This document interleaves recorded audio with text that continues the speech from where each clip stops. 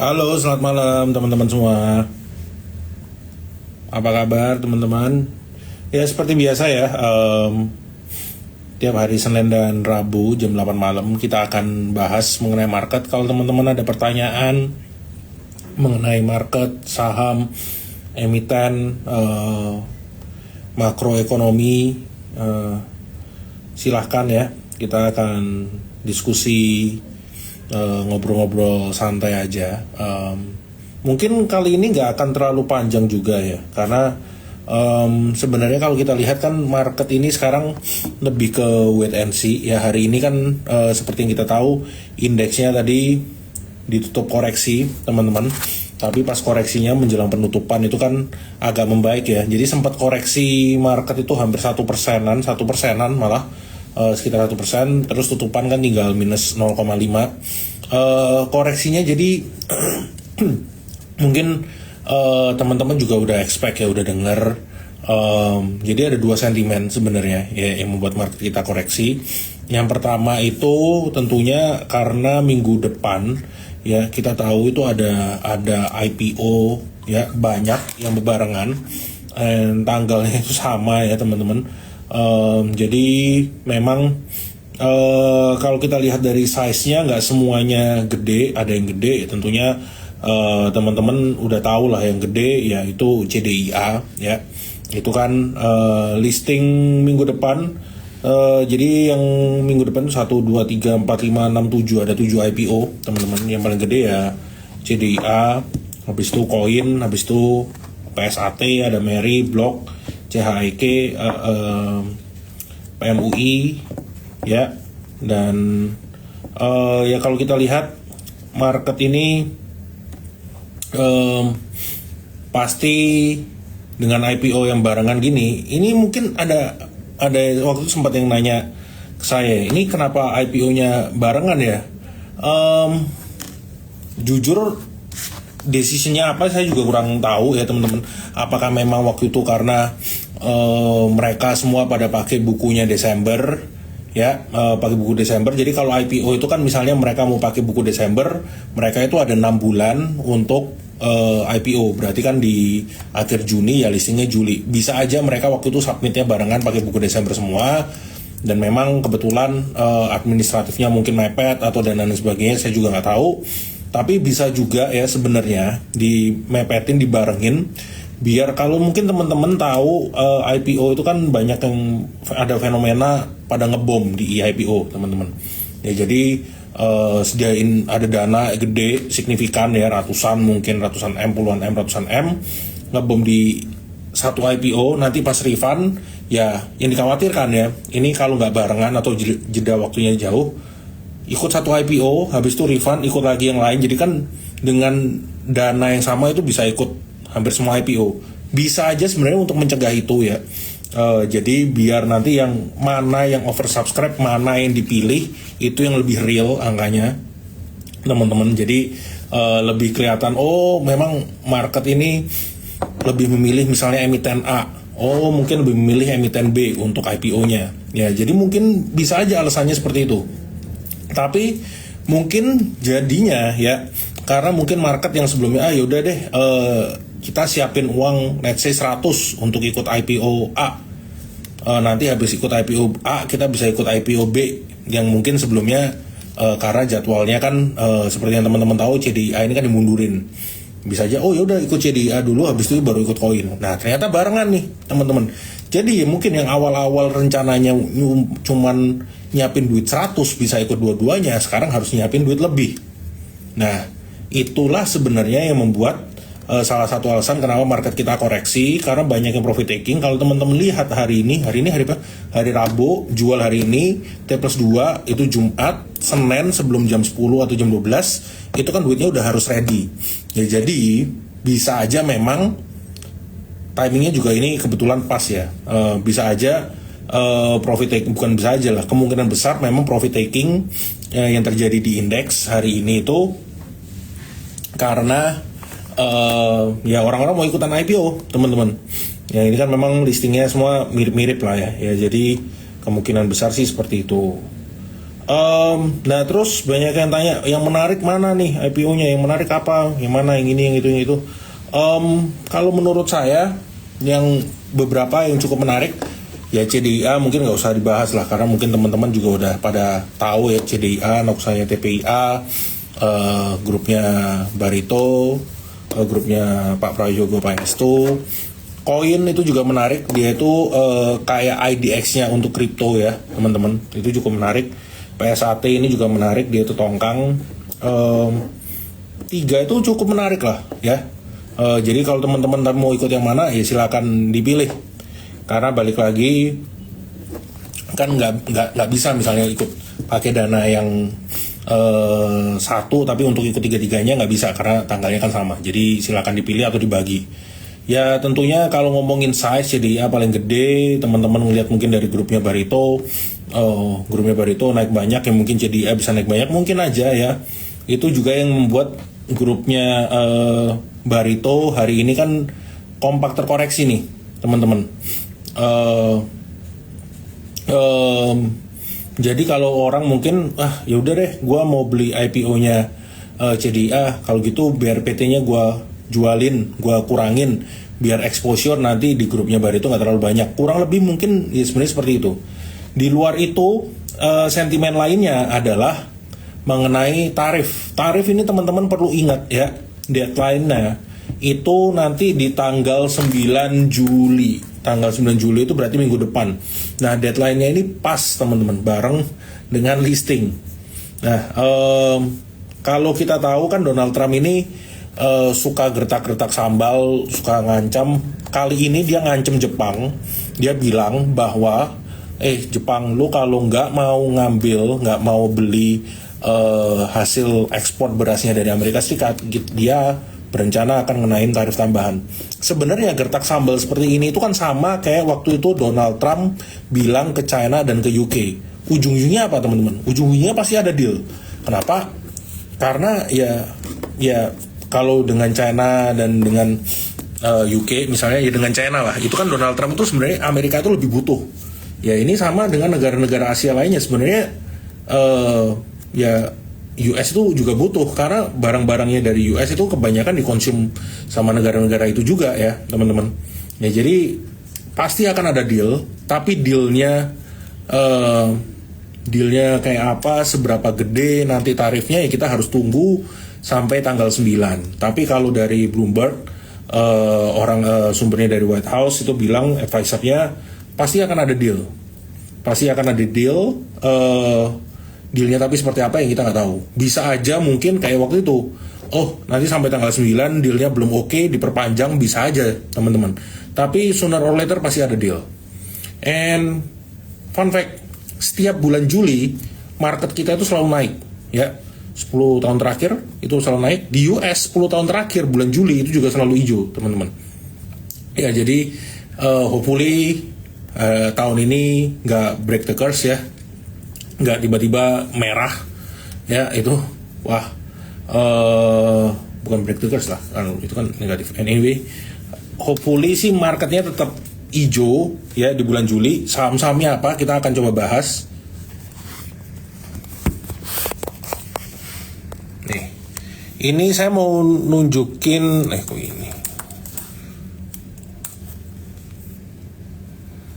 ini IHSG ya. Sebenarnya kalau kita lihat ini kan ada gap di sini untuk IHSG. Pas koreksi kemarin, nih. Nah pas koreksi kemarin tuh sebenarnya kalau di sini udah nutup, tapi belum nutup the whole body teman-teman. Ya, jadi ini bisa kita bilang ini area gapnya udah lumayan nutup. Terus di sini dia hari ini ngebentuk hammer. Nah kalau memang ini benar karena market itu nyiapin untuk IPO ya, T+2-nya hari Jumat, ya berarti besok Kamis dan Jumat ini marketnya mestinya udah lebih oke. Lalu saham-saham apa yang menarik? Ya kita lihat aja dari saham-sahamnya grup Barito misalnya, yang hari ini turun koreksi, yang hari ini koreksi banyak. Salah satunya BRPT misalnya teman-teman. Nah BRPT ini juga jadi cukup menarik nih ya, karena kan sebelumnya dia uptrend, terus habis itu sideways, sideways coba nguat nggak berhasil, dia koreksi, pullbacknya ini menarik. Sebenarnya tadi kita ngarap malah kalau bisa pullbacknya lebih lumayan, bisa di area sini atau mungkin dekat-dekat MA-nya itu lebih menarik. Tapi ini pullbacknya udah lumayan teman-teman untuk teman-teman lakukan entry di BRPT. Lalu kenapa BRPT? Karena BRPT ini kan induknya dari grup Barito. CDA ya udah hampir pasti lah, bukan hampir pasti lagi, udah pasti IPO dapatnya seupil, kan mungkin dapat banyak. Ya ujung-ujungnya di orang-orang akan ngelirik lagi kemana? Oh oke, mungkin TPIA. Tapi TPIA itu kan market capnya udah naik kencang, ya. Ya oke, kalau gitu apalagi dari grupnya Barito yang related to TPIA atau CDIA, tapi belum naik banyak ya Barito, BRPT-nya teman-teman. Habis BRPT, terus cuan ini kan habis stock split efektif next week ya teman-teman.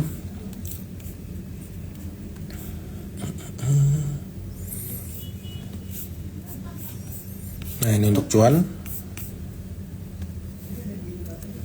Nah, ini sebenarnya kalau koreksi juga teman-teman bisa lakukan buy on weakness. Ini kan koreksinya hari ini mulai lumayan ada koreksi ya tadi ya. Tapi sebenarnya ini kan kalau kita teman-teman lihat ini pergerakannya masih uptrend sebenarnya untuk cuan. Jadi justru koreksi-koreksi begini bisa jadikan kesempatan untuk buy on weakness teman-teman untuk saham-saham yang lagi koreksi. Dewa ini juga cukup belum koreksi sih sebenarnya. Ini kan MA-nya sebenarnya masih uptrend. Ini ada kemungkinan dia mulai flattening, ya bergerak sideways dulu. Bumi ini agak kan sempat kempes ya tadi ya 114, tapi dia ngebetung hammer agak rebound dikit.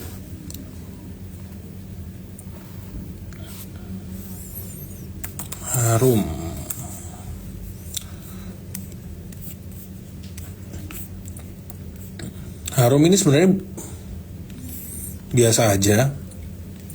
Ini kalau teman-teman lihat ya, ini kan dia juga sebenarnya pergerakannya udah mulai sideways, MA-nya udah flat. Ya Harum kemungkinan dia akan bergeraknya sideways aja teman-teman di area-area ini untuk Harum.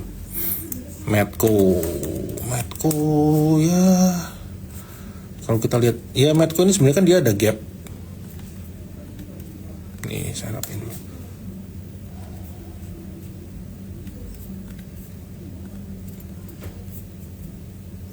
Ini ada gap di sini.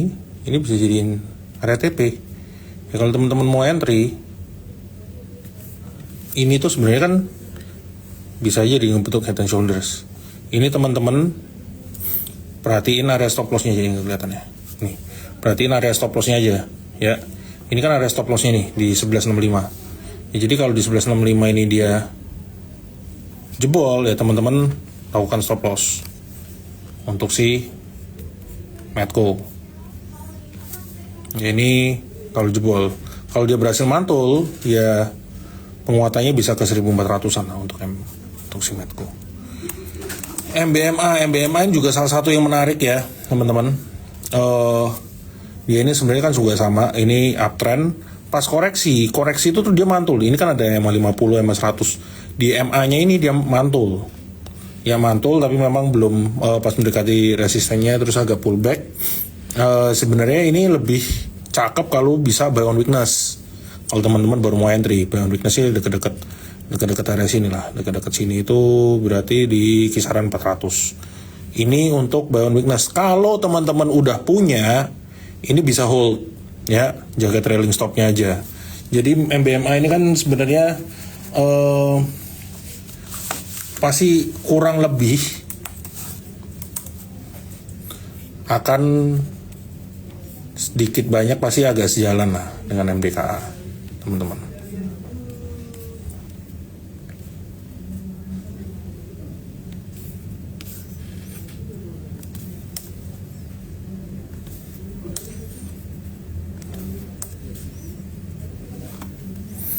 Ini untuk MDKA ya.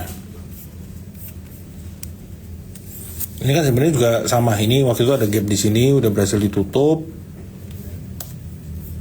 Ya, ini sama ya. Pas bergerak di MA-nya, ini dia juga berhasil rebound. Ya teman-teman, Tapi terus ini kepentok di EMA 20 teragak kempes. Better buy on weakness. Ini area buy kita ini di 1795, 1875. Ini untuk area buy si MDK, MDKA, MBMA itu kurang lebih sama lah. Wins.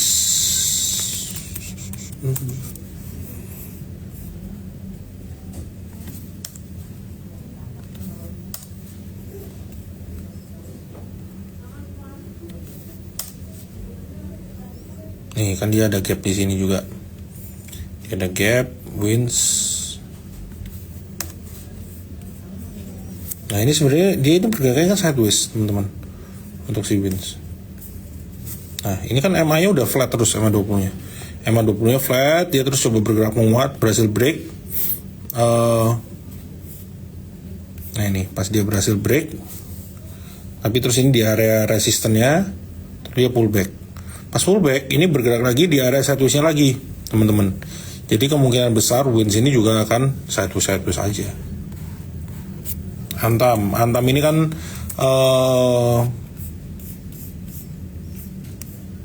yang kita khawatirin waktu itu kan kalau dia ngebentuk double top, ya teman-teman. Jadi kita lihat kalau ini kan waktu ini kan ini dia belum berhasil break nih, terus pullback. Kalau di area 2720 ini jebol ya teman-teman, lakukan stop loss untuk Antam. Antam ini sebenarnya kalau kita lihat harga komoditas emasnya masih oke. Yang menarik ini dolar indeks ini. Oh ya hari ini agak ribuan, tapi dolar indeks ini udah turun. Ini tuh udah balik ke level terendah di 2022. Ya. Nih. Udah balik ke level 2022 teman-teman untuk dolar indeks. Makanya sebenarnya kalau teman-teman lihat mata uang kita itu menguat.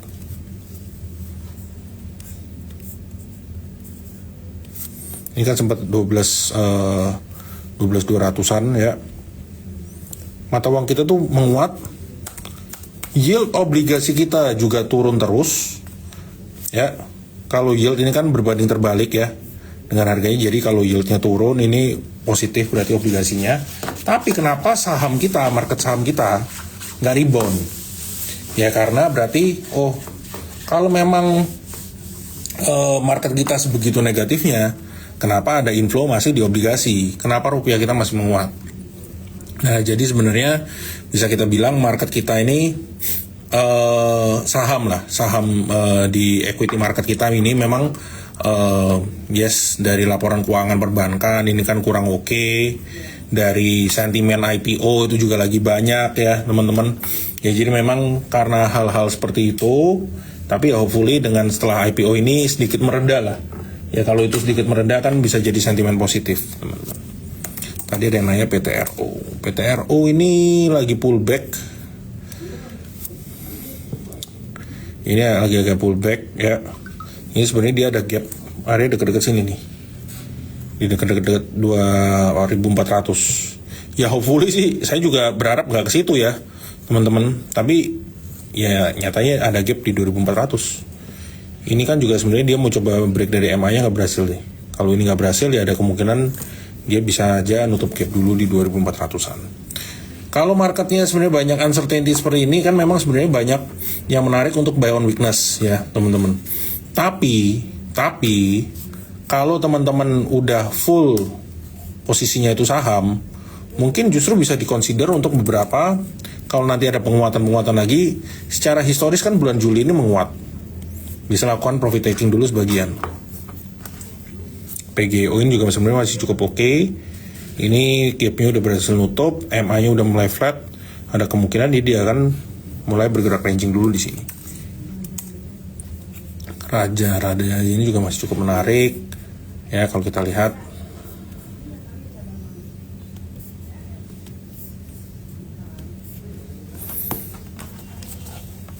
Raja ini juga masih cukup menarik nih teman-teman. Ya area buy-nya ini di kisaran ini 2300-an untuk Raja. Jadi kalau Raja bagi yang udah punya masih cukup oke. Kalau belum punya di area-area sekarang ini sebenarnya udah bisa mulai cicil untuk entry. Toba.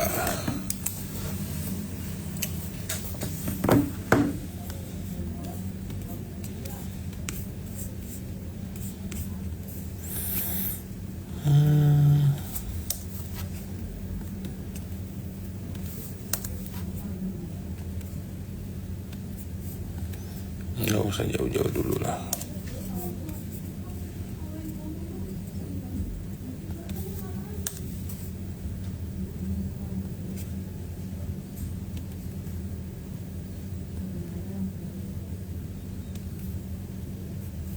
Ini Toba.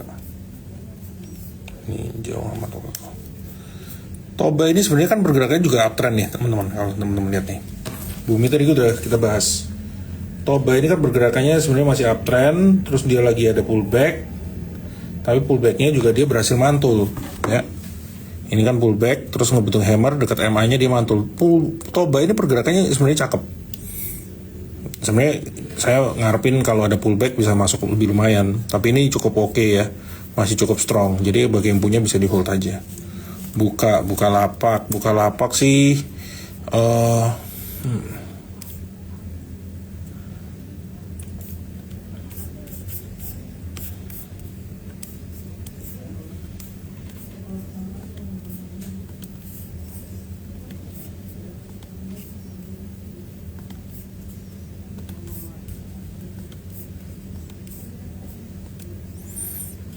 Bukalapak ini juga sama ya. Ini dia sebenarnya pergerakannya sideways, teman-teman.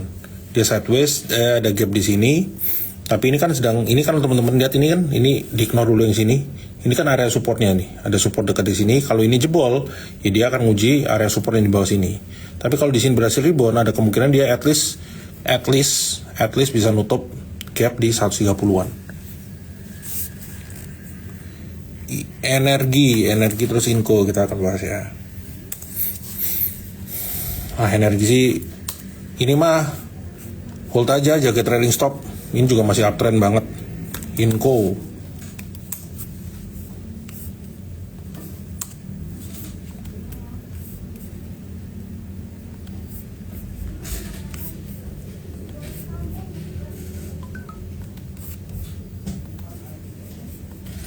Ini Inco.